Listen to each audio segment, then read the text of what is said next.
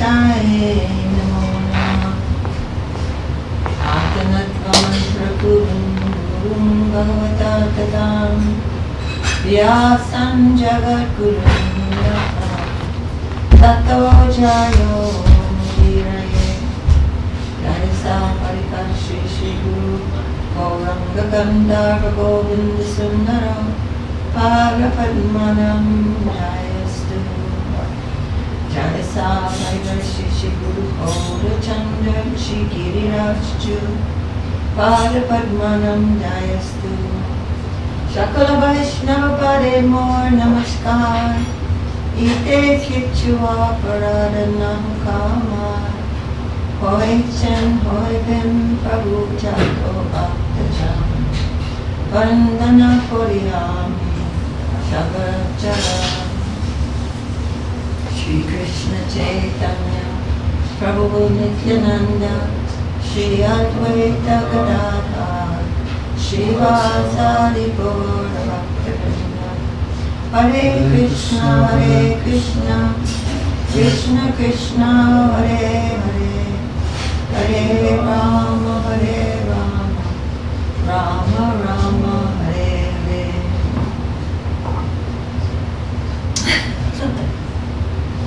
That's called the Bible. Hey guys, how you doing? How are you guys doing?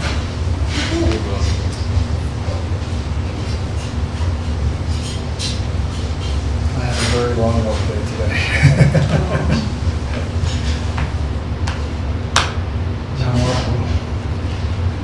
Okay, huh? We didn't chant any kirtan. Okay. We are beginning chapter 6 today. We're not going to chant Shri Chant. We can do I it mean, quick. as you like. Yeah. Chapter 6. Okay, come on, we need this. So they can hear it. How familiar are you guys with Bhagavad Gita? I know you've probably heard of it and read it before. I've read it once. Oh, really? It was an English translation, so I like this better because I feel like And with the Sanskrit, you kind of yeah. tie it together. We try to also chant the Sanskrit every time. There's a principle of what's called mantra, or like divine sound. I actually studied linguistics a little bit in college, so languages are very interesting because essentially there's a sound vibration that contains an idea, and certain ideas are contained in certain languages that are not contained in other languages. You went to University of Chicago? No. Oh. I just got a free shirt from there. Okay.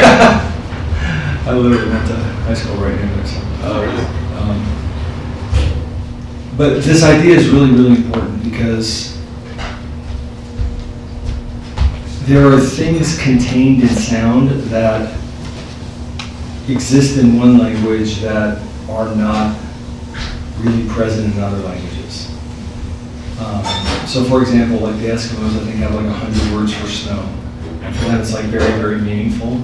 And for us it's like, it's snow. But there's all kinds of different sounds. And Sanskrit has many, many words for love. Sanskrit has many, many words for infinite. And they all have their own meaning.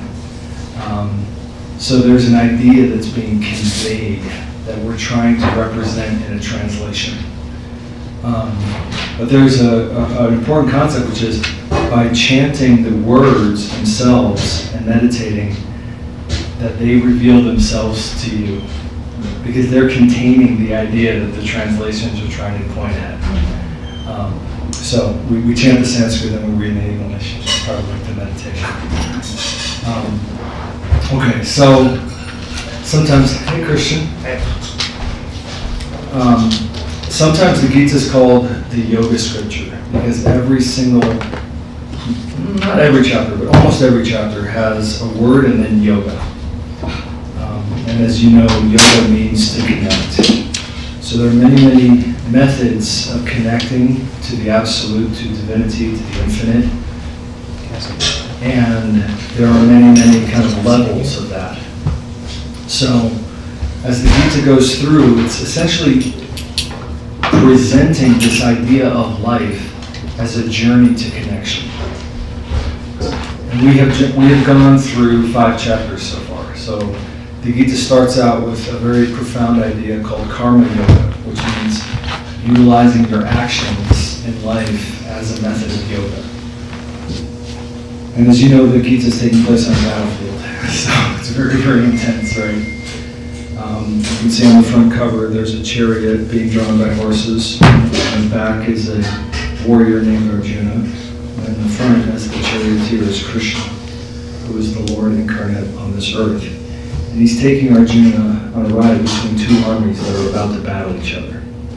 So Arjuna is like seeing this destiny in front of him and going like, no. And so he begins to ask very, very sincere questions. Because it's one thing to approach your life in a, I don't know, you can say whimsical, or you can approach the questions in life in like an academic way, you know, where it's just like kind of interesting, abstractly. It's another thing to be faced with like, you know, a circumstance that you do not want to be in and to ask questions. It's extremely sincere. So Arjuna is asking sincere questions, Krishna's giving the answers. Karma yoga is the first chapter. And Krishna says you have to start to learn to make your actions a yoga. And essentially what that means is you have to act without attachment to the result. You have to learn how to give your actions without an attachment to what outcome comes from that. Which is very counter to the way that we kind of think intuitively growing up in this society. You have to kind of take that in, that there's a motion inside of yourself of sacrifice, of offering your energy into the infinite and letting the infinite take that and harmonize that. It's very, very deep and profound. And ultimately means you're changing your relationship from one of a small unit demanding big changes in the infinite to a unit contributing to something that's in motion. Which is a beautiful idea. So then Jnana Yoga is chapter 4, Karma Sannyasa Yoga is chapter 5, which we just read. Jnana Yoga means to bring this sacrifice into your intelligence, this idea of life as a living sacrifice, as a living motion of giving and growth and contribution. And Karma Sannyasa Yoga, ultimately, Krishna is saying you can't really be free of because there's an idea in life that if you just renounce everything, and there's some religions that are very much about that, just renounce everything and stop acting in the world, then you'll attain some type of spiritual progression. And Krishna says, no, it's not about the motion of your body. It's all about your intention and your consciousness. That's what's creating karma. So he says you can bind your body up, but if you're still continually thinking of everything in desire, you're not really doing anything. And so you have to move into this way of living, of contribution and sort of joyous sacrifice. And ultimately come into a relationship with reality. Because you're a soul, and the basis of reality is consciousness. So that's where we've gotten to up until now. And this chapter is chapter 6, which is called Dhyana Yoga. Dhyana means meditation.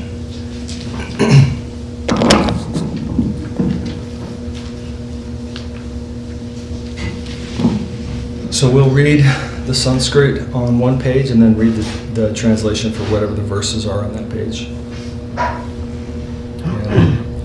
I mean, I don't know if you have a little bit of exposure to Sanskrit, you kind of know how to pronounce these things, but if you have any questions, we can kind of learn Sanskrit as we go in here.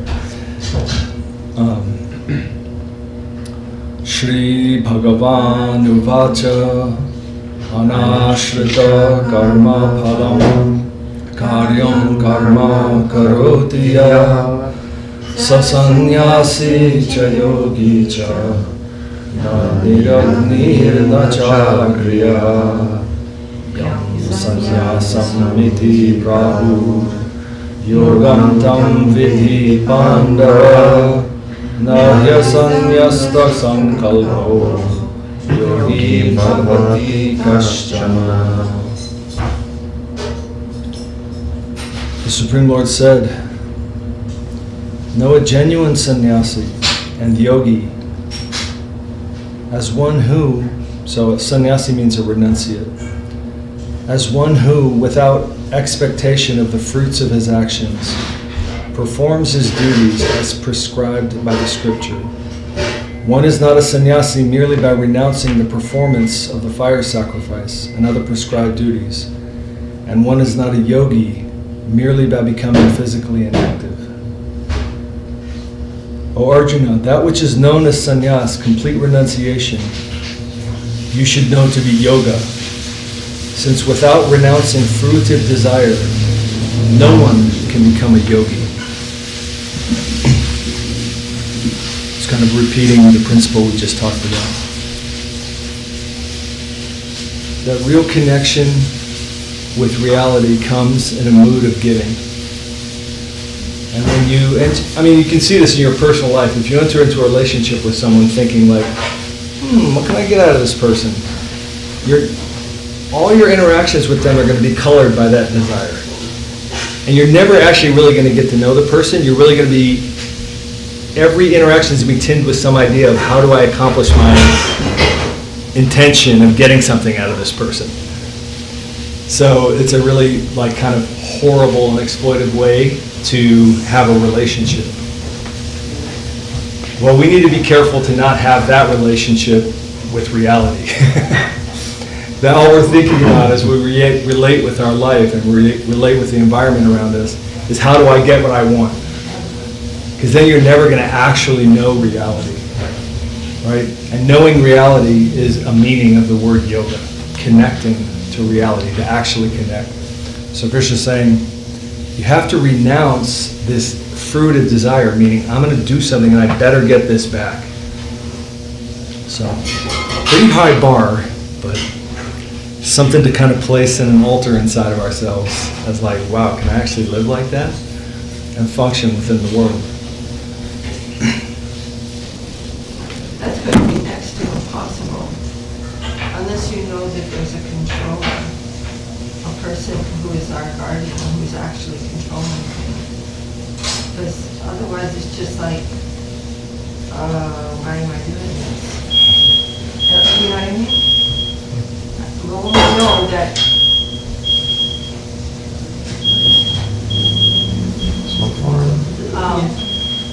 when, I think it's the nuclear codes. yeah. Okay. Anyway, that's my feeling, because when something happens as a result of what I'm trying to do that I don't want to happen, I become frustrated, or, that's the way we are, and we get frustrated by that. But when we can remember these ancient verses that say that the Supreme Lord is not only inconceivably friendly to you, but He's the cause of everything. So then you can say, okay, well, this is the result, and that's your desire. So let me bow down to that and see where that is taking me, instead of my idea of where it's supposed to be taking me. Because that's never worked out anyway. We don't know what we're doing, or what should be, or how we are to progress in our divine life. So it's it's renunciation, but it's actually coming to a plane of much sweeter and more liberated truth. It's very liberating. It's like, it's not just saying, okay, I don't care. That's just another form of attachment. But it's like, yes, this is what you want. And then the progress is so much deeper than we ever could have understood outside of that experience. It's taking us from this external idea of progress in life to something so much more deep, so much more liberating, freeing, that fear goes away, attachment goes away, and some relationship of depth to the center of all existence is awakening simply through surrender and understanding.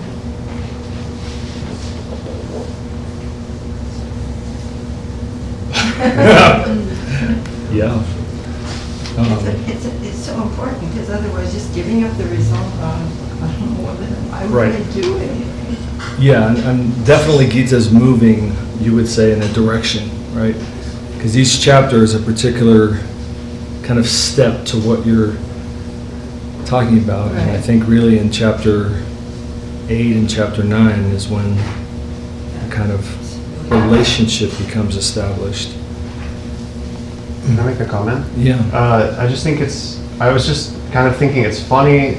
I don't know why it seemed funny to me, but I kept having a hard time with this word renunciation. Like, I was like, what? Like, and it's interesting that if yoga is connection, like we talked about, but then like in order to have that, we're required to kind of renounce something. So it's almost like what we need is unattachment in a way. And like, that's so interesting, but it makes a lot of sense in the second verse that it's renouncing fruitive desire specifically. That was kind of just my thought process, but I guess it leads me to the question of what does it actually mean to be a yogi? Like, is it just that if I'm a yogi, I'm connected to the universe in some way because I have kind of detached myself from my desire? Or does it mean something more than that? It's a great question. And, you know, in the beginning of Gita, Krishna describes yoga as a continuum. So it's not just like a thing where it's like, okay, I did it, I became a yogi. Right. You're actually moving into relationship with the infinite. I mean, think about how interesting people are when we have relationships with them. And you're like uncovering layers within that person. And as you uncover layers within your person, you're actually finding out something about yourself. You know what I mean? It's like, that's just us, right? We're just in these kind of interesting little bodies that kind of collapse after about 70 years, you know, or 80 or whatever. You know what I mean? It's like, we're not the infinite. The infinite is amazing. So we're actually, you know, finding our soul's potential of actually connecting to the fundament of reality. So there's progression within that. What Krishna calls that continuum, he calls it Buddhi Yoga, or the yoga of enlightenment, right? And there are stages within that and feelings of relationship within that. So, I mean, it's a very profound question because it's not a binary thing. It's not like you're not connected, now you're connected, right? You're in stages of relativity, and stages of relationship, and we can even feel that within our own life, where you know we might be in the flow like really nicely, and nothing's bothering us, and then all of a sudden something just gets in there, and it's like, oh man, I can't handle that, you know? Yeah. And so it's a progressive thing. And, you know, as the Gita goes along, there's also progressive feelings of what reality is. So you might come into relationship with what's called Brahman. Brahman is sort of the undifferentiated energy that underlies everything, right? And so in a Brahman relationship, you have this feeling of oneness with everything. Non-differentiation, and you kind of may have the realization, wow, everything's one thing.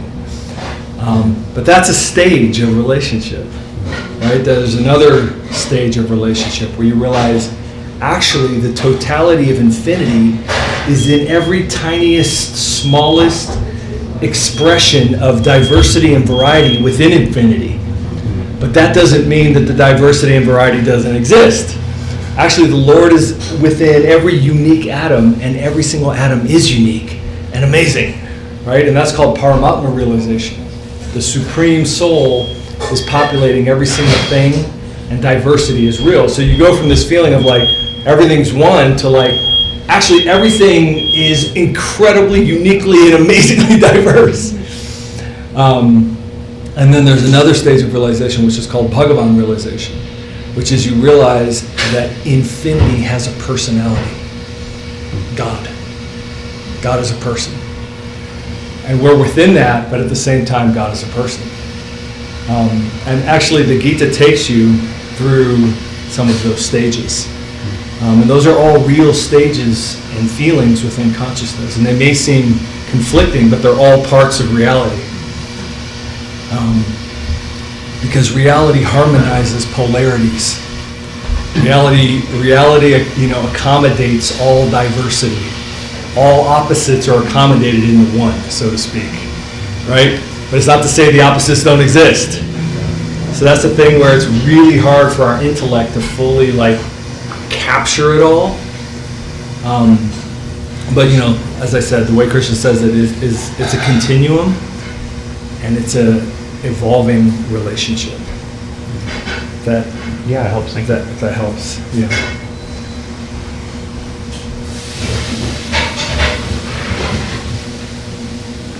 Okay. Verse 3.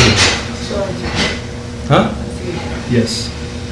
Arurukshor yogam karmakaram uchyate yogarudhasya tasyeva shamakaranam uchyate yada hi nendriyartheshu na karmasvanusajyate sarva sankalpa sannyasi yogarudhastadochate udhared atmanatmanam Natmanam avasadaye Atmaiva hyatmano bandhu Atmaiva ripuratmanaha.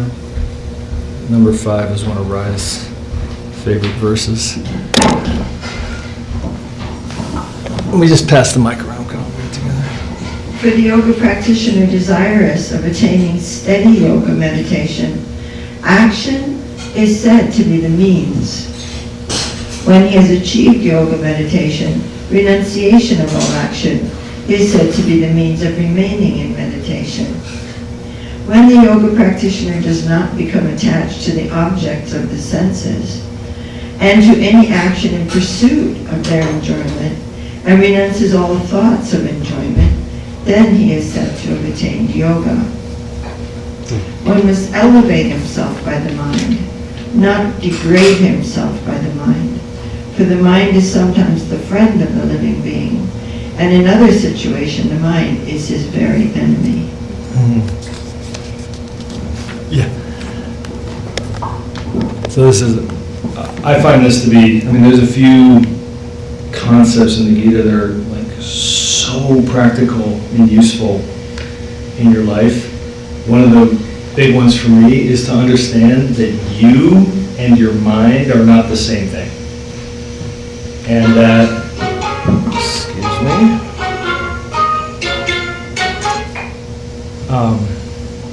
and that there's a you within yourself that can control your mind. And Krishna, a lot of this chapter is about that concept, because it's meditation. It's like everything wants to run in a million directions, and you're focusing. And this verse is very amazing idea. Your mind can take you up, your mind can take you down. If you can control your mind is your friend. If your mind controls you, your mind's your enemy. So your mind, and this is explained a little bit later in the Gita, and this is sort of a baseline of the civilization that Krishna is speaking in. So this is sort of assumed knowledge. But your mind is populated by your senses, and it has this reaction to your sensory inputs. I like it, I don't like it. And it tends to be very binary. Like, I like this idea of an outcome, I don't like this idea of an outcome. Right? It's just constantly going boom, boom, boom, boom, boom, boom, boom, like it, don't like it. And if we're not careful, that like or don't like can control us. But we know, with some very, very simple examples, eat healthy food or something, or the mind might be no, how about we eat this other stuff, right? You can feel that urge within yourself, and then there's another thing inside of you, which is called buddhi, or intelligence, which can control that, wisdom, which is the root of the word buddha. And you have to use wisdom to say, okay, no, mind, we're not going to do that, we're actually going to do this other thing. And that's a very simple example of this principle, which is saying, the mind can elevate you, or the mind can take you down. And I think it's a little bit, it can be a little bit confusing as we're going through the Gita, because we know that we know the conclusions of the Gita, and as Krishna's going along, he's talking about different types of yoga. But in each chapter, though he's speaking about the developments of higher and higher yoga, he is mentioning those different stages. But then giving the conclusion, usually at the end of each chapter, that come to me, meditate on me, do everything for me. So, he's saying, wait a minute, I thought we were supposed to be active. And now he's saying that inactivity, but this is just a stage of yoga. So this is the quintessential yoga scripture. So it's describing all different stages of yoga. So that may seem a little confusing, but in each chapter he is mentioning the conclusion of the whole book, which is bhakti. So I'm just in case that was like, wait a minute. Okay. May I ask I hope this is a No, brief please. question. I'm just curious, why does it say at the end of verse 4 that he is said to have attained to yoga? Is that a translation thing? It's interesting the way I'm trying to conceptualize it, and Yeah. if it's more of something you don't just get it and then you have it, is that maybe like just the way it was translated? I mean, I mean, everything is a translation. A translation ultimately is an approximation, right? So we're trying to like approximate what is actually being said. I mean, which of course as like, I'm sure there's like phrases or sayings in Russian that like if you don't speak Russian, you just don't get it. You're not actually feeling what it's saying. But in this sense, Krishna's saying you have some actual relationship with reality if you are not pursuing reality in a mood of exploitation, right? Then you can actually have a connection with reality. Okay. So in that sense that you have a connection, it's yoga. But yoga is like, you can think of it as like the start of your life. Right? It's not because a lot of times, like even in like if you grew up in Christianity, there's like this thing where it's just like, I got to heaven, and it's kind of like, okay, well I did it. This is, that's it. I got to heaven. It's not like that. Actually, underpinning all of reality is consciousness, and what yoga means is you actually can attain a conscious connection with reality. But the conscious connection with reality is the beginning of your life. Actually, like that's it. Now you're actually can live in eternity, live in relationship to the dynamic infinite. It's not the end of the adventure. Right. It's actually the beginning of the adventure, the real beginning. Because otherwise, you're just in this like physical body that like kind of pops up, and you're like, give me all the stuff, give me it all. Right. I mean, we just had one of our great good friends here. His father, had a really successful business, making millions of dollars a year, and da da da da da. And he just died of an overdose. And you think it's just like you get more stuff. You get now my truck's worth $150,000, and I made $500,000 last year. Da, da, da. It's just like, and you're not. I mean, it's really actually true. You're just like I'm divorced my wife, I got a 22-year-old girlfriend, and you know what I mean? Drug overdose, right? You're desperate. That desperation never goes away. So there's this life that we're leading of trying to like pull in enough stuff to be satisfied, and that's sort of one avenue of how to use your life. And what Krishna's saying is, hey, start to interact without all this craziness and these like urges and desires just dominating you, right? See what it's actually about. Can you attain that connection? Now you're starting your life in a whole nother way. But that life is not dead. It's not like you just got to heaven and now it's just like, okay, I lied down with the lamb and the lion. Pretty relaxing day. What I'm going to do tomorrow. It's not, you know what I mean? It's not dead. It's the beginning of actual life with something extremely amazing and interesting, full of feeling.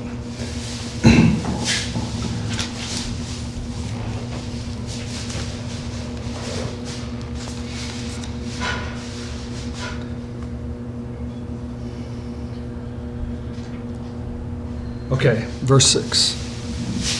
Bandhuratmatmanastasya yenaivatmatmana jitah aratmanastu shatrurve vartetatmaiva shatruva jitatmana prashantasya paramatma samahitah shitoshna sukha dukkeshu tathamana Jnana-vidya-triptatma kutastho vijitendriya yukta ityuchyate yogi samavostrashmana kanchana.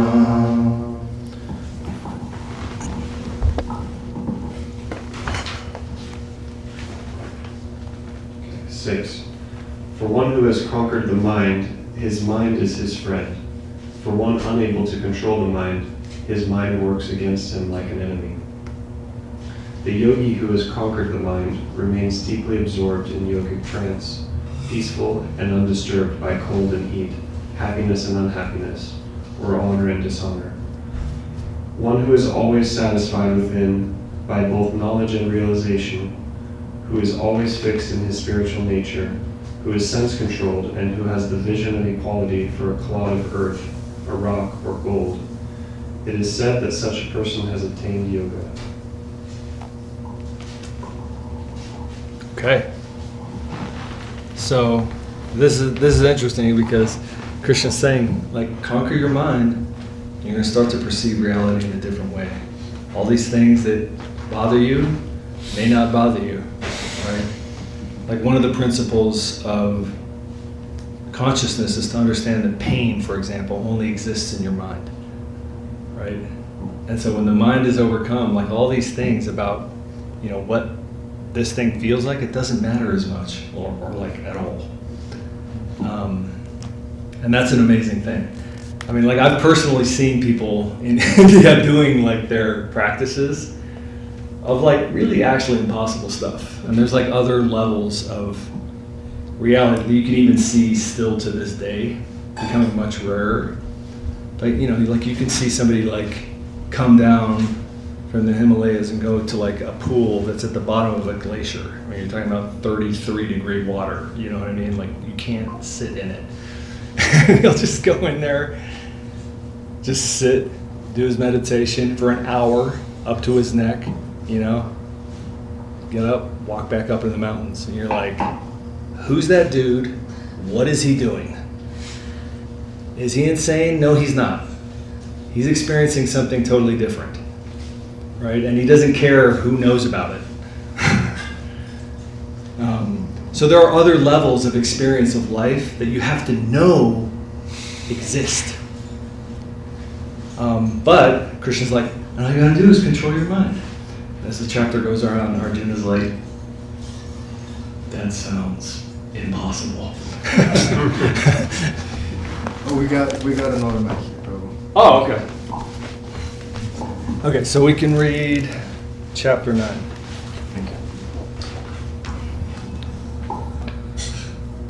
Suhrin mitraryudasina madhyastava dvesha bandhushu sadhushvapi chapadeshu samabuddhi vishishyate yogi yunjita satatam atmanam rahasi sthitah ekaki yata chittatma nirasya parigraha. Such an eminent yogi has a vision of equality towards a well-wisher, a friend, an enemy, an indifferent person, a mediator, a hateful person, a relative, a saint, and a sinner. The yogi should constantly concentrate his mind by remaining alone in a solitary place, his mind and body controlled, free from desire and acquisition. So now Krishna is describing the actual practice of dhyana yoga. Okay, verse 11.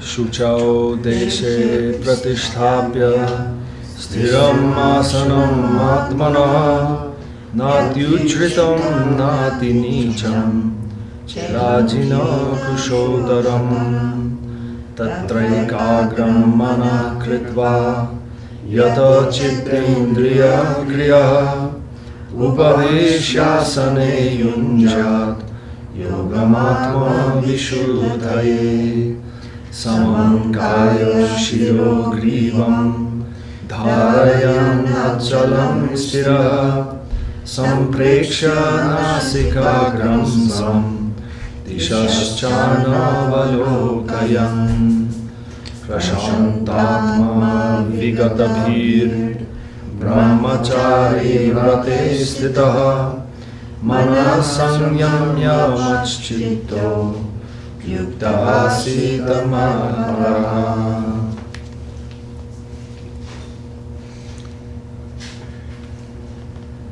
In a clean place, not too high and not too low, the yogi should establish a firm seat of kusa grass, deerskin, and cloth.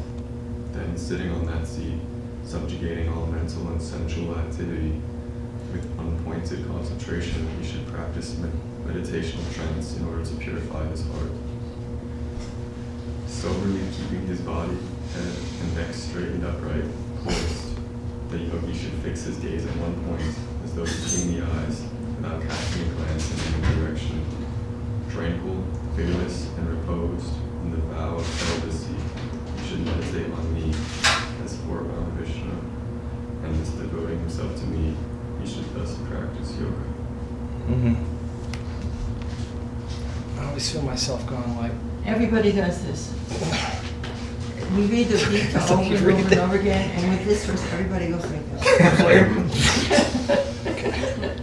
At least for a minute.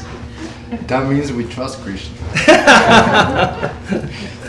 It's interesting because, one thing I would just mention, even though these are like relative stages of yoga, thank you, you can see that they are all still present in the higher yoga.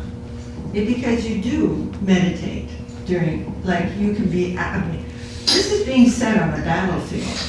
And the conclusion is Arjuna's not going to the jungle and sitting on kusha grass and meditating. He's fighting, he's a Maharati, which means he has the mystical ability to fight with 10,000 soldiers at a time. He's a very great warrior in the Vedic sense. So he's busy, but he's always in meditation. Because he's doing it all in devotion to Krishna, who's the center of all existence. Krishna can change anything into anything. I was just hearing this talk today. When this boy Prahlad was thrown, great devotee, was thrown into a fire pit by his father, who was this is a big story, but he was a horrible creature.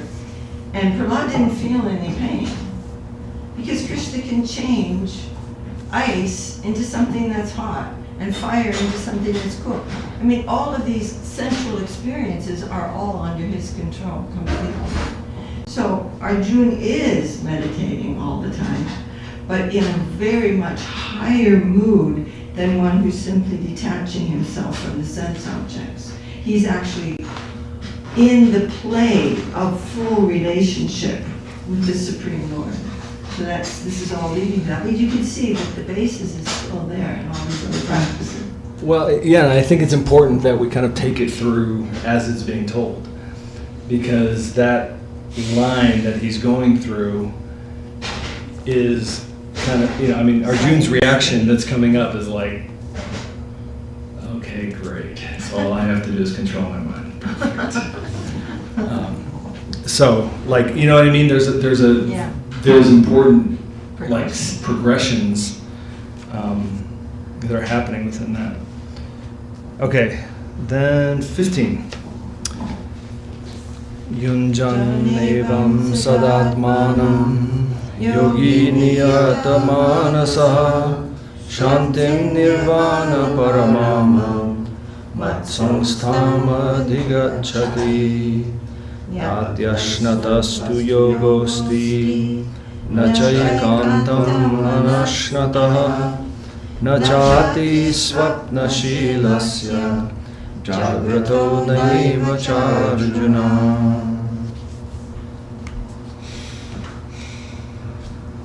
In this way, constantly absorbing the mind in meditation, dhyana yoga, the yogi who has ceased hankering for material enjoyment achieves the peace of liberation from mundanity, the peace which abides in me, in my Brahman effulgence. O Arjuna, yoga cannot be practiced by one who overeats, undereats, oversleeps, or undersleeps.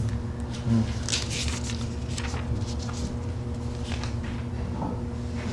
have to be balanced in life. Okay, then 17. Yuktahara viharasya yukta cheshtasya karmasu yukta svatna vabodhasya yogo bhavati dukkhaha yada viniyatam chittam atmanyeva vatisthate nispriha sarvakamevyo yukta ityuchyate tada yadha divo nivatastho ningate sopama smrita yogino yatta chittasya yunjato yogamamana. For a person who eats, relaxes, and works in a regulated way, who keeps regular hours in proper measure, his practice of yoga dispels all his suffering. When a yogi withdraws the mind from the mundane thoughts and centers it unwaveringly in the self, then, free from mundane desires, he is said to be actually situated in yoga, or linked with the Absolute. It is said, as a lamp flame situated in a windless place does not waver, similarly the mind of the yogi, absorbed in the self, never flickers in its concentration. Have a beautiful idea. Okay, then verse 20 to 22. Agatro paramate chittam niruddham yoga sevaya yatra chaivatmanatmanam pasyanatmani tushyati sukham atyantikam yatta buddhigrayam hatindriyam veti yatra na chaivayam stitaschalati tattva yam latva chaparam labham yamyate nadhikam tataha yasmin stito na dukkena gurunapi vicharyate tam vidyat dukkha samyoga viyogam yoga samhitam sanishchayena yoktavyo yogo nirvinna cetasa. Thank you, Krishna. The mind controlled by yoga practice is tranquil, pacified by detachment from mundane association. The yogi remains satisfied in the Lord alone, directly seeing the Supersoul through his purified consciousness.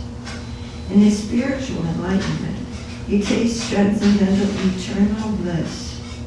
He never deviates from the reality. He considers that there is no greater gain in this world. He is undisturbed by even the worst suffering. Know that the attainment of such a state in which all association with unhappiness is severed is called yoga. Yoga must be practiced with perseverance and a heart that is never discouraged. I love that last line. Really beautiful.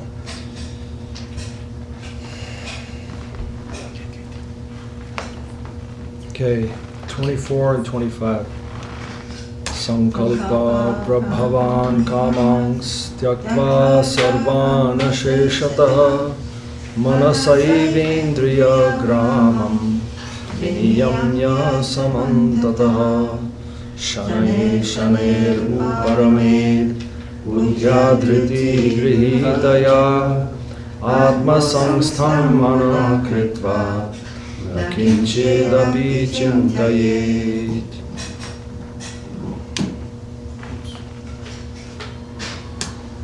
To practice yoga, one must abandon all thoughts that give rise to desires, and using the mind, withdraw the senses from all material objects. By steadying the intelligence, one should gradually still the mind and focus it within the self alone. Okay, so this is an actual practice of meditation. Because the way that consciousness interacts with matter is the mind receiving information from the senses. So the senses are picking up essentially certain wavelengths of energy that surround us. Not all the wavelengths of energy, just certain ones. So from that we know, first of all, that we don't live in reality. We live in a little sliver of reality, right? But still, that little sliver of reality dominates our consciousness. And we desire within it, we fear within it, we hope within it, and we, hate within it. What Krishna's saying, since your senses are reflected in the mind, you have to use your mind to withdraw your consciousness from the senses. And the mind should now move inward instead of outward. So that's an actual meditation practice. Where all this stuff that's coming in that can totally dominate you, you just tune it out and move inside. And that is, the understanding. There's the objects of the senses. They're putting out energy. The senses are receiving it. The senses are then taking it, projecting it into something called the mind that reacts to it. There's something deeper called intelligence that starts to direct the mind. Otherwise, the mind dominates the intelligence.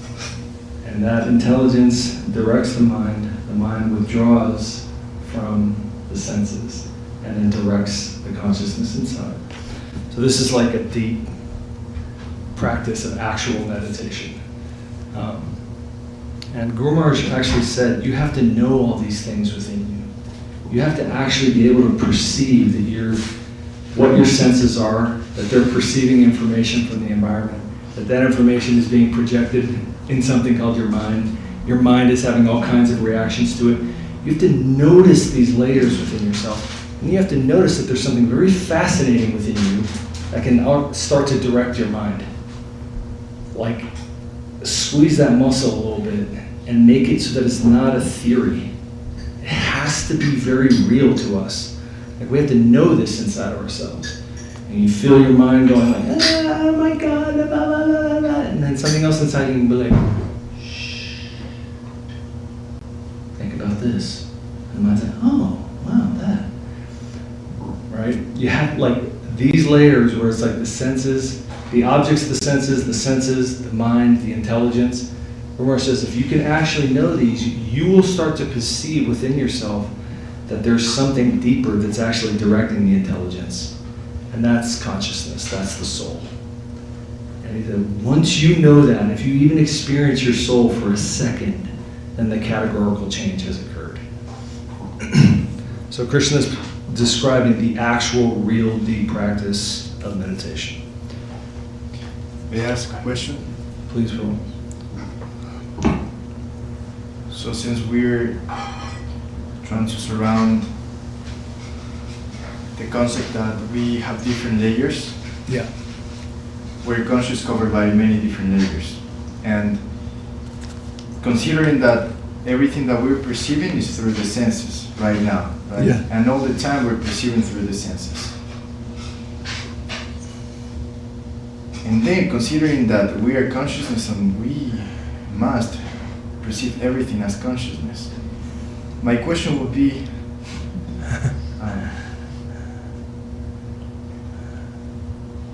can we start perceiving reality through consciousness, perceiving reality with intelligence first? Like, should we try to perceive reality with consciousness, or is through intelligence that we perceive consciousness? Yeah. So it's actually a very deep question. The answer is we perceive consciousness with consciousness. The problem is that we're most of us, I don't want to speak for everybody, but most of us are in a state where we can hardly conceive of anything called ourselves without conceiving of a sense-based body, right? Like it's practically inconceivable to us. And the idea of life or hopes and dreams that are divorced from some type of the little sliver of sense perception that we have is also very, very difficult for us. All right, so you have to use the tool that you have, which is your intelligence, to direct your practice toward that deeper yoga, since your consciousness is not fully active, right? So that's why this thing that's why we're doing what we're doing right now. Like, what are we doing? It's Wednesday night at 7:30, we could be doing anything. There's probably some Netflix series or something came out that's like premiering tonight or something, who knows? But we could be doing that, right? We're not. What are we doing? We're directing our intelligence to meditate on something deeper, right? We're directing our intelligence to be washed with some type of knowledge that we can then use to orient our life and our day, right? That's how we have to navigate. And that's why Krishna's speaking this to Arjuna. Right? He's telling him this is how it is. Where is that going, right? That's directing, that's going into the intelligence to direct the mind and direct the body. Right? So until we're in a state where we're beyond the body, we have to use our intelligence to control the body and to control the mind. I mean, that verse is like, it's just sort of a passing sentence, but yoga must be practiced with perseverance and a heart that is never discouraged.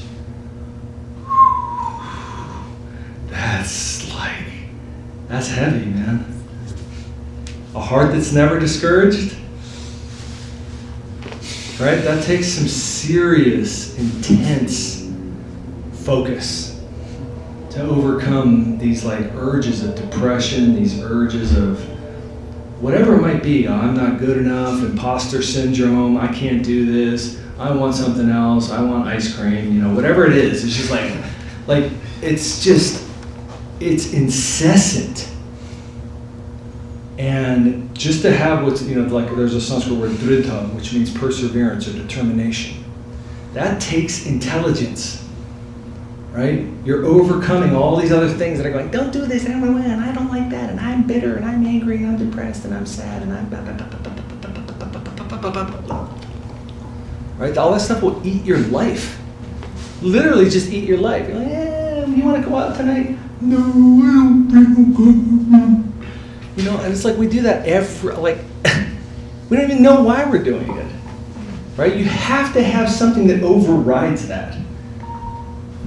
And that has to be your purpose, your intelligence, your ideal that's infused into your intelligence. So, that's what Guru Maharaj is saying. You have to do that until ultimately the soul is awakened. Then when the soul is awakened, then you're navigating by feeling, by bliss. You're navigating on a whole nother level. But until then, we have to really direct this thing. And that's kind of our challenge. We come into this world, it's absolutely fascinating to me. We get born in this body, we don't even know stuff about ourselves, right? You might go to school and and everyone tells you that you're good looking, and then you're like, am I good looking? And then next thing you know, 2 years later, you got this ego I'm good looking. You didn't even know it 2 years. You know what I mean? It's just ridiculous. You don't understand this thing that you're in, and you don't understand your mind at all, right? Your mind just comes along and you're depressed. You're like, I'm depressed. Am I actually depressed? What is that? And how do I get out of that? Right? Now you have to go figure that out. Right? You've got to figure this stuff out. And that's kind of our job in this life. So it's this is a pathway. You've got to start placing an ideal that allows you to persevere through all that stuff. And when a wave of emotion comes along to smash you and be like, you're bitter now. You're just going to be like, okay, we'll just kind of go this way, but we're actually going that way. You know? Otherwise, it's just that wave's going to come along and hit you, and you're going to be like, ah! You're just going to go down the bitter train, right? And you can spend lifetimes doing that. Same thing with the anger train, the sadness train, all these trains that can just sweep you away. And that's ultimately what Krishna's saying. These things can sweep you away, or you can start to assert intention in your life. And intention means consciousness. Intention means the soul. But I may ask another question. Please. There's something that I'm trying to figure out.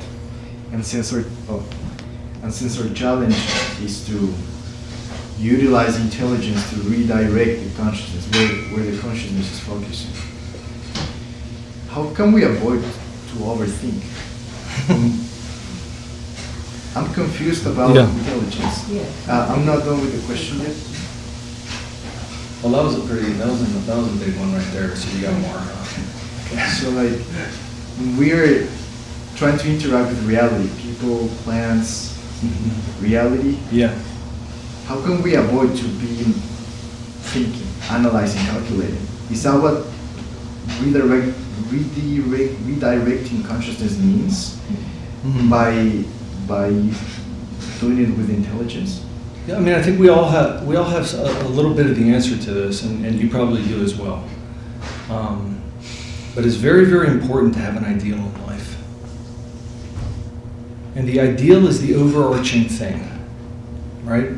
So if you have a beautiful ideal in life of like, I want to love God, I want to love reality, right? I want to be a dedicating unit, I want to be a contributing unit, I want to be a participating unit to the flow of reality, right?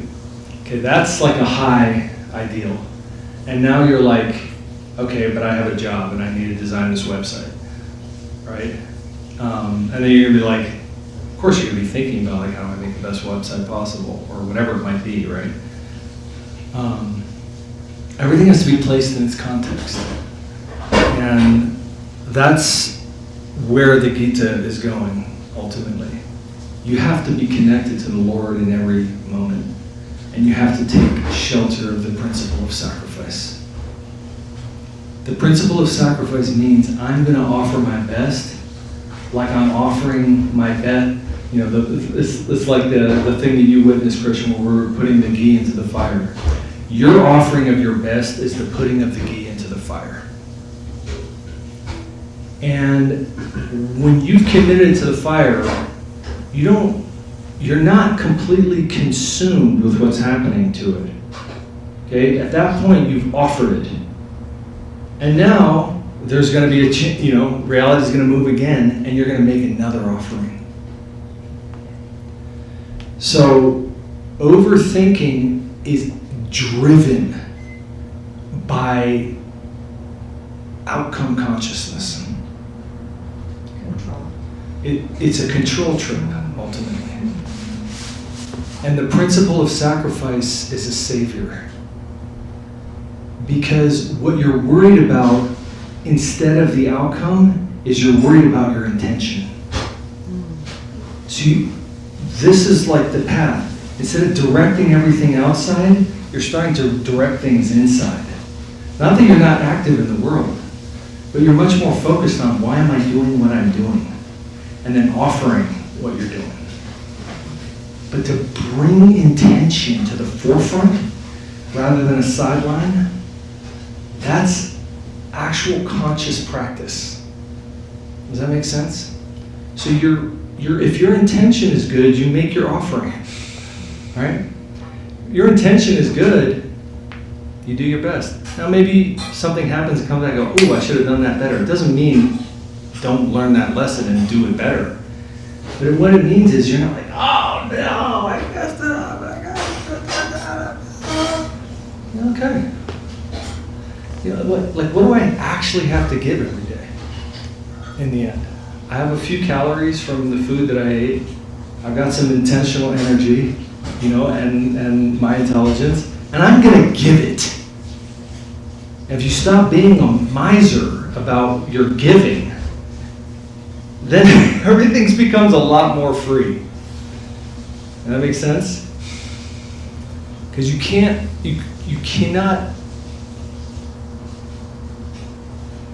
overthink unless you're really, really, really, really concerned about control. And the ego is control. The ego is predictability. Right? The ego wants security. The ego wants things to be exactly what it wants. Doesn't really know why it wants it that way, but it knows that it wants it that way. Right?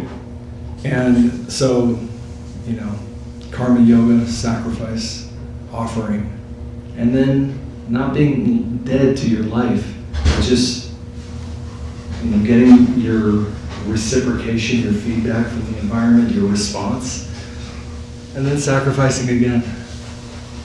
I think that's the way of life, and that's a way of extreme progress. Because life, ultimately reality is alive. And that reciprocation is going to move you forward and make you feel very light. Guru Maharaj, he talks about this one time where he was very young, and he made this vow as a very, very young man to never, ever tell a lie.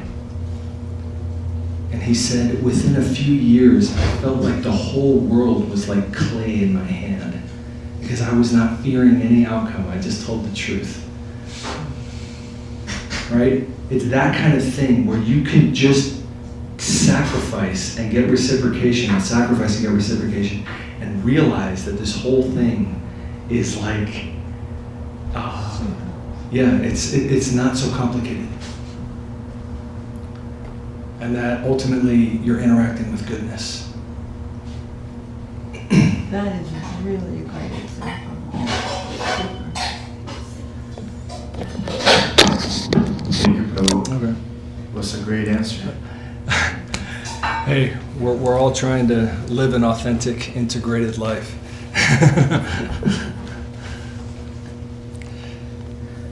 Okay, where were we? Did we read 24? Yes, 26. 26, okay. Yato yato nischalati manaschañchalam asthiram tatastato niyam yaitad atmanyeva vasannayet prashanta manasam hyenam yoginam sukham uttamam upayati shantarajasam brahmabhutam akarmasham yunjanevam sadatmanam yogi vigata kalmasha sukhena brahma sangsparsham atyantam sukham ashnute. The wavering and unsteady mind should be brought back from whatever mundane objects it pursues and be held within the self alone. The transcendental joy of self-realization comes to the yogi whose passions are quieted, Yeah. who is peaceful-hearted, free from the defects of attachment, fear, and anger, and always situated in the spiritual nature. Thus absorbed in self-realization, the clean-hearted yogi easily attains the boundless ecstasy of contacting the divine. He realizes the super soul. Such a yoga is of a devotional nature.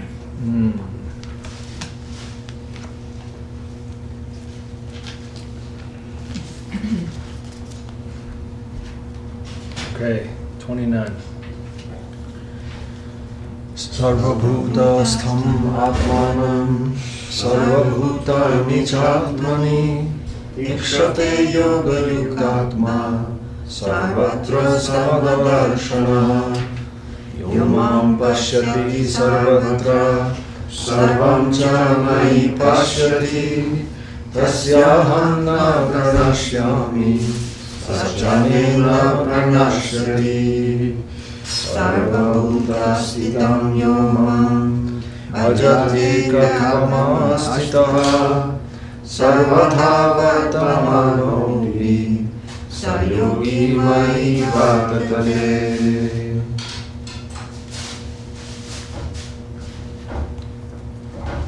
His consciousness united with the infinite, the master of yoga sees the universal spirituality.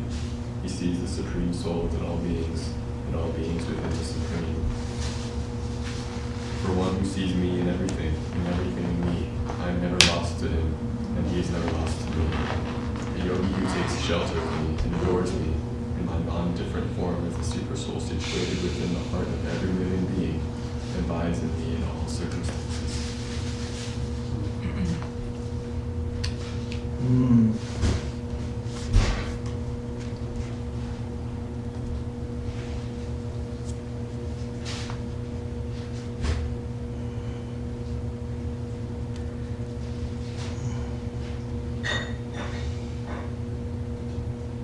So he's not seeing any matter. In a clear consciousness, and like in verse number 29, it's not like he's seeing something, thank you, something else, but he's seeing clearly.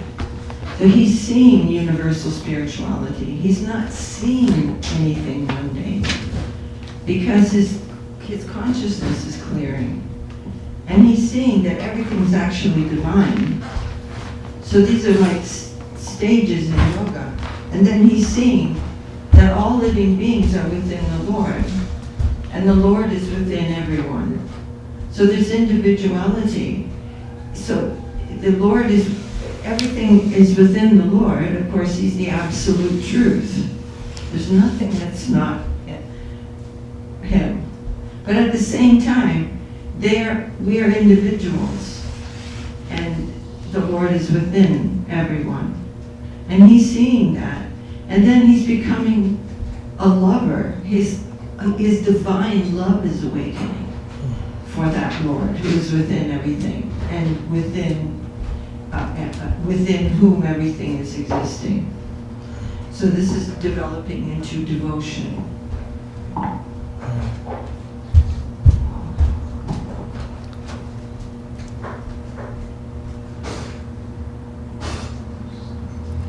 It's very interesting that the change that occurs is a change of perception, right?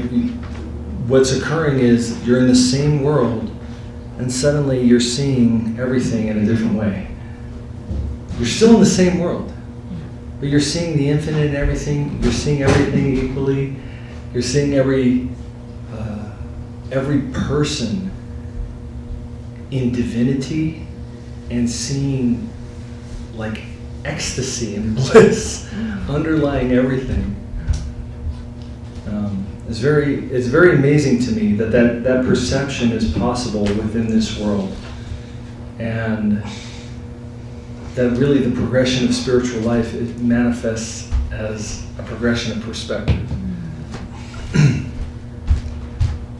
It's like you guys ever read like Plato's analogy of the cave? It's yes, you have. The analogy of the cave is there's someone who, a whole group lives together inside a cave, and they use a torch to see everything. And then there's someone who's been outside, and he's like, you guys gotta come outside. They're like, okay, well, let's get the torches. He's like, no, you don't understand. You don't need torches. Like, it's just, everything's just light. And they're just like, yeah, okay, you're crazy, and you need to get, like, probably executed. Right? So there's this thing where it's like someone is seeing reality in such a way, and, like, coming and saying, like, it's like this, it's amazing. And that kind of pertains to your question too of overthinking. Like, you don't actually have to overthink this, you can actually perceive this. It's like, oh, are you kidding me? I gotta think about this and work it out, Right, well, we were gonna do that. But. Well, that's what Arjuna is about to do. Okay. So last beautiful verse from Krishna is 32, and then Arjuna is like, okay, hold on a second.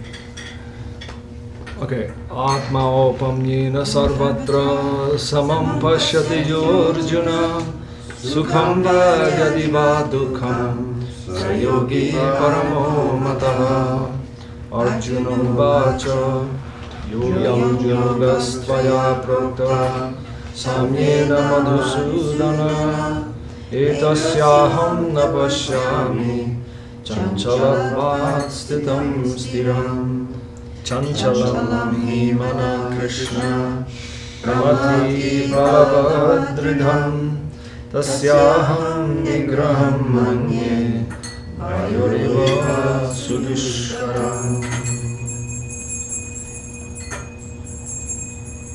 I consider the best of all yogis to be the one who knows the happiness and unhappiness of all beings as his own. Arjuna said, O Madhusudana. Madhusudana. Madhusudana. I'll get that one. Because of the fickle nature of the mind, I cannot conceive how one can maintain the equilibrium in yoga that you have described. Can be 34 also. O Krishna, the mind is fickle, turbulent, obstinate, and very powerful. I consider controlling it to be more difficult than controlling the wind. Wow.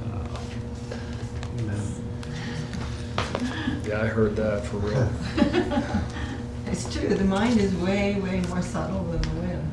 That word chanchala, you see it a couple times in the Sanskrit there. It's like a perfect, chanchala means like wavering. It's like always changing. It's like one of those, what do they call them, onomatopoeias? Is that what it's called?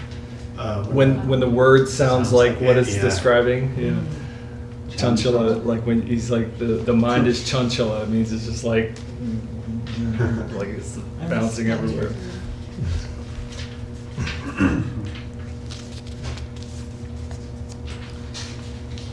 Okay, 35. Shri Bhagavan Vacha Asam Shayam Mahavaho Mano Durnigraham Chalam Abhyasena Tukanteya Vairagyena Chadriyate Asam Yatatmana Yogo Dushprapa iti me mati Vashyatmana tu yataha Shakyo vatum upayataha Arjuno vacha Ayati shadayo veto Yogaschalitam manasaha Aprapya yoga samsiddhim Kamgatim Krishna gacchati. Oh, that's oops. Okay. Oh, the Supreme Lord said, O heroic Arjuna, undoubtedly the mind is fickle and extremely difficult to control. However, it is possible by practice and detachment. I was like, that seems like you're telling me to control the wind. And Krishna's like, nah, just practice, it's possible. I consider that yoga is difficult to attain for the person of unrestrained mind. Like, you're right, you're not going to do this if your mind is like out of control. But one who strives to restrain the mind by the appropriate practice can succeed in yoga. Then Arjuna says, O Krishna, what is the destination of a person who, due to his faith in the scripture, engages in yoga practice, but lacking perseverance, proper practice, and abnegation, is distracted by mundane inclinations and fails to succeed in yoga practice? So Arjuna's like, that seems really hard. Krishna's like, no, you can do it. And Arjuna says, what happens if I can't? It's really hard. It's like you hear about this and you go, okay, I'm going to do this. And then what did Krishna say? Yoga cannot be practiced by someone who has no perseverance. Arjuna's like, what if I don't have perseverance? What's going to happen? What if I get distracted by my mind? Then what happens to me? Very sweet question.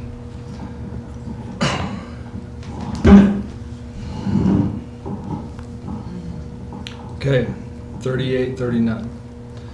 Kachinno bhaya viprashnash Chinnabhrami vanashyati Aratishto mahabaho Viruddho brahmanapati Etanme samshayam Krishna Chetumarasya shirshata Tvadanya samsayasya Chaitanya upadhyate. Almighty hero, O Krishna, having deviated from the yoga of attaining the Absolute, shelter us and fallen from the paths of both action and meditation, is not a person utterly lost, like a scattered cloud? It's in like a cloud's coming apart. He has no shelter anywhere. I've given up the karma working just in a selfish way, and I've given up, I'm trying to attain the Absolute, but I fail. So what am I? Where will I be? Where will I be? Oh Krishna, no one but you can dispel this doubt of mine. Please mercifully slash it at the root.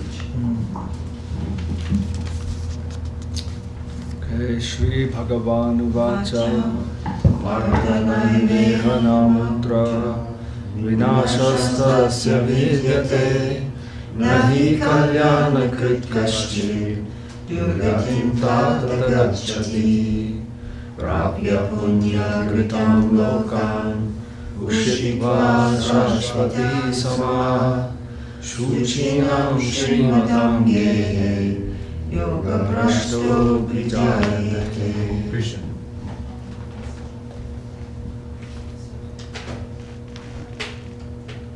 Okay, 40.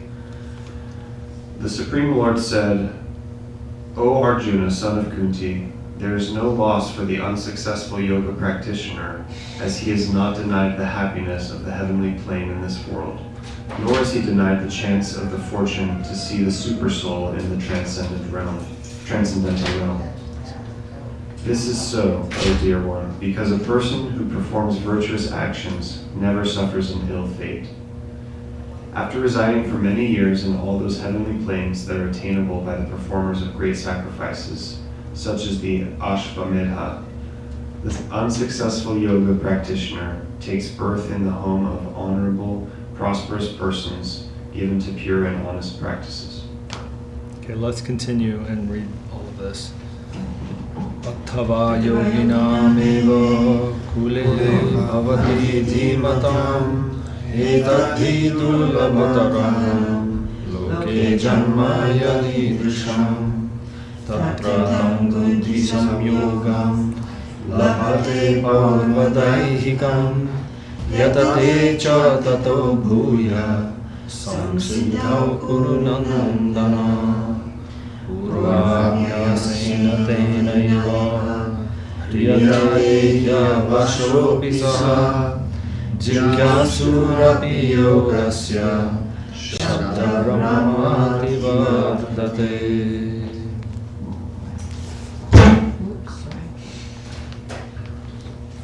Okay. Or he takes birth in the home or family of teachers of yoga, who are dedicated to yoga practice. Such a birth is more rarely attained in this world. O son of Kuru, within one of these scriptures, O son of Kuru, within one of these situations, the wisdom he had attained in his previous life is revived, and he again strives for success. Despite himself, he is carried by the yoga practice of his previous life.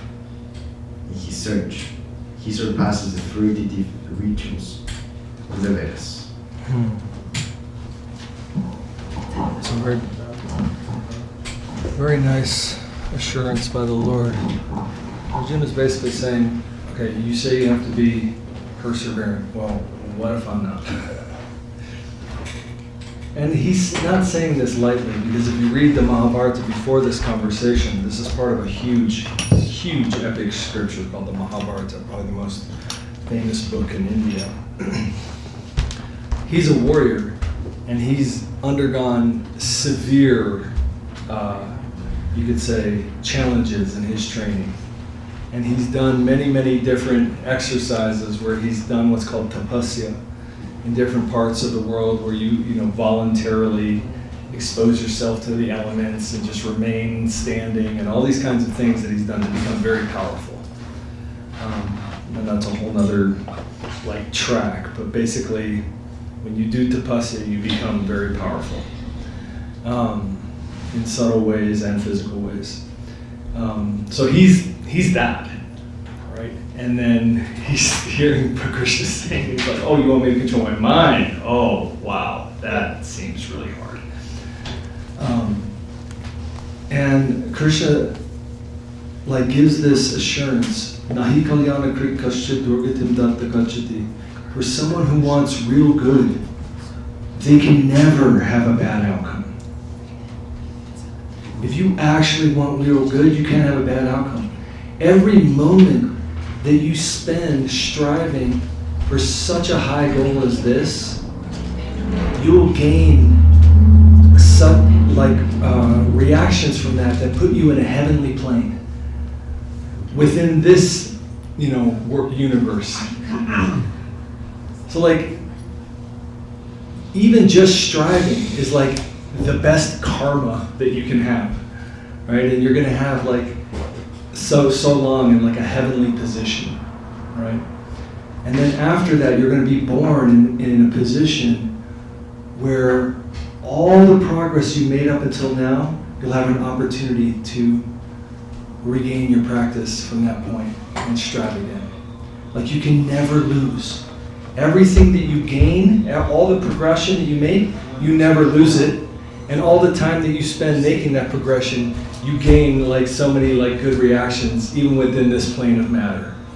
You just cannot lose in this practice. That was very, very reassuring and sweet answer. And we've seen, I don't know, we've seen, this is a very deep and profound practice. Really, it's so deep. You can just go deeper and deeper and deeper. You're not going to go, oh, I see now, this is all nonsense. No, it's really profound. And we've seen that children are sometimes born and they are just picking up where they left off. They have so much deep understanding already, and you can see it, that there's some real substance there, and or people come to the temple and they just know things, but how? And it's from previous practice, right? Some people will hear about this and go, whatever, I couldn't care less. And others are like, I've been looking for this. And it's just practical common sense. Krishna's saying, don't think that when you sincerely pursue such a high ideal, that you're going to be cut down. Don't think that. That's never going to happen. You will be given all facility to continue on in your next life. Yeah. It is quite a remarkable thing. I can just share a little small story of my daughter had a boyfriend in high school, and when he came over to our house, and it was actually just mind-blowing. This kid was basically, he was an excellent athlete. He played soccer and he was really good, but he basically smoked pot all day and got straight Fs. He just did not give an F about anything. And when my daughter brought him, I was just like, oh, what are you doing with this guy?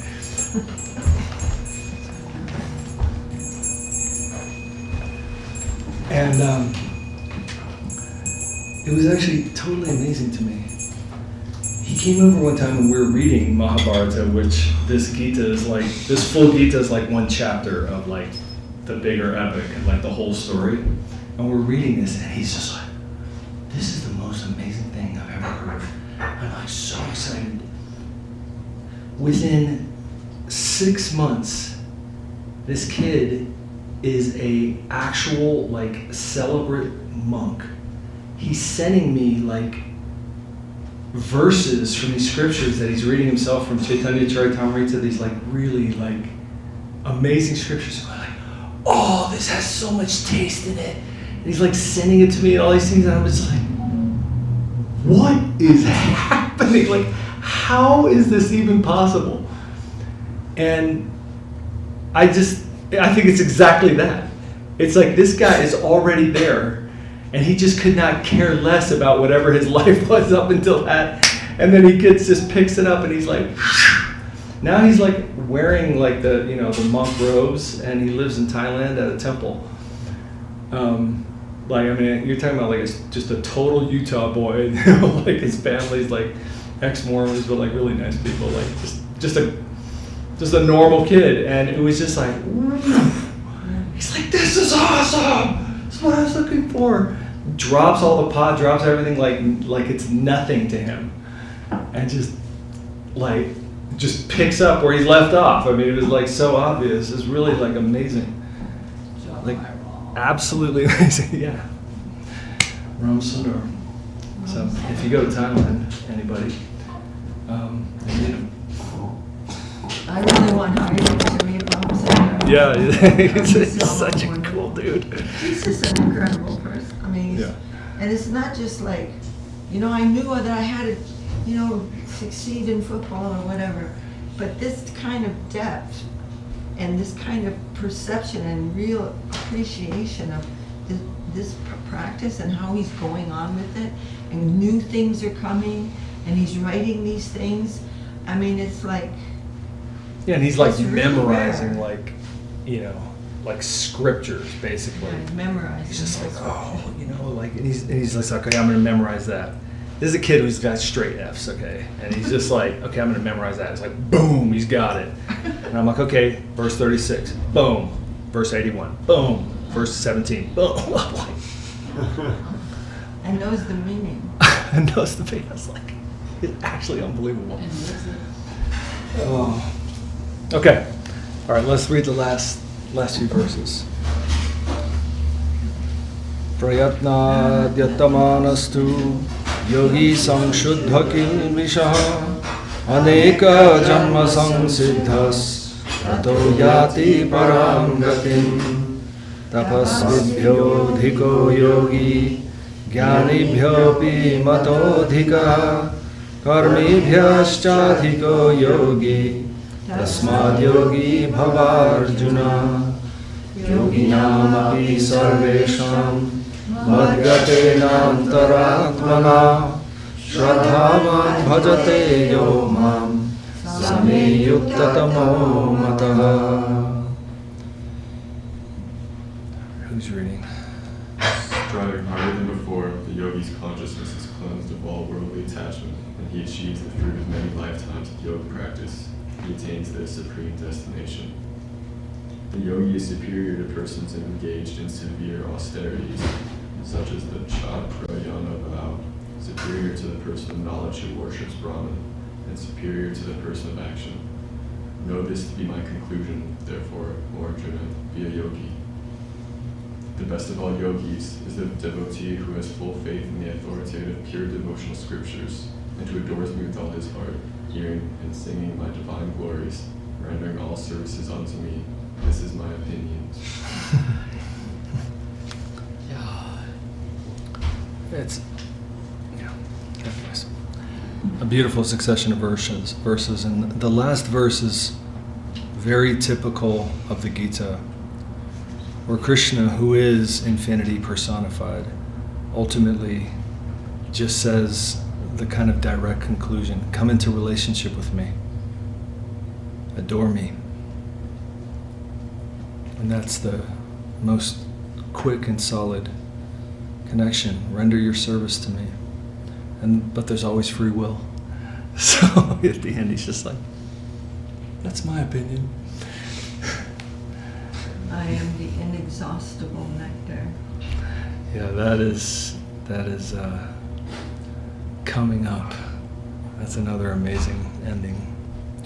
And Guru Maharaj, Days here, he's saying, because no one will say, of course now everybody will say it, I'm the best, adore me, all this kind of things, but That's, he's saying the Supreme Lord, who is the basis of all existence, who is the source of all of the sweetness that we are all seeking, whose loving reciprocation with every living entity, it drowns them in an ocean of happiness.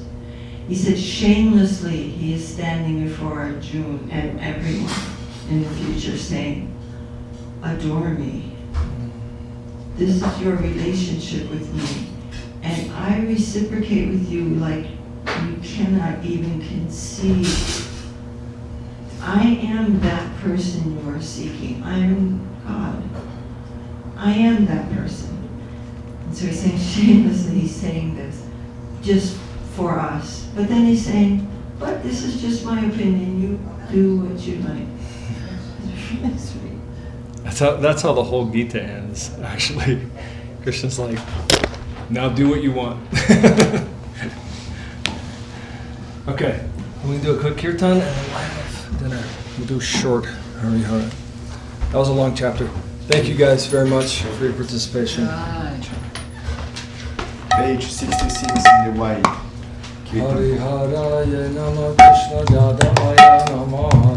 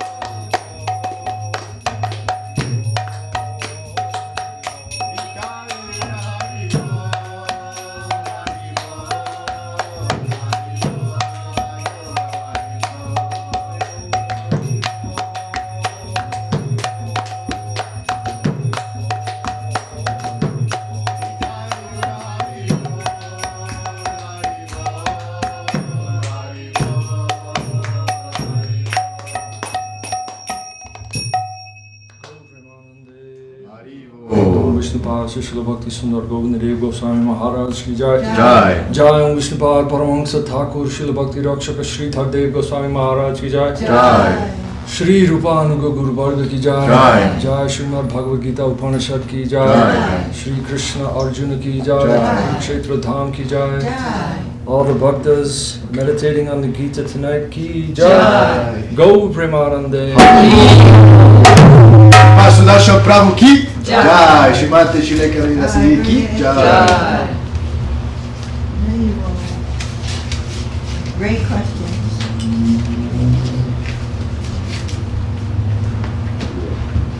Bhima Krishna Prabhu says, great class as always, exactly what I needed to hear.